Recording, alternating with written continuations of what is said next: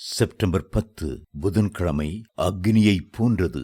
இதோ நான் உன் வாயிலிட்ட என் வார்த்தைகளை அக்னியும் இந்த ஜனத்தை விறகுமாக்குவேன். எரேமியா 5:14. வேத வசனம் அக்னிக்கு ஒப்பிடப்பட்டிருக்கிறதை இங்கே நாம் காணலாம்.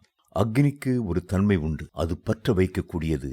அக்னியை ஒரு காகிதத்தின் அருகில் கொண்டு வந்தார். அந்த காகிதம் பற்றி எரிகிறது. அன்று பேதுரு வசனத்தை பிரசங்கித்தார். அந்த வசனம் பரிசுத்த ஆவியை பற்ற வைத்தது.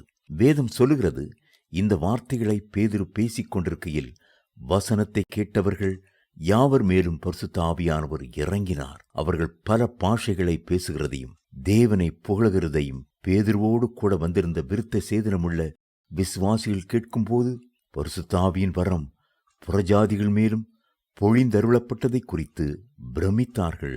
அப்போஸ்தலர் நடபடிகள் 10:44 முதல் 46 வரை.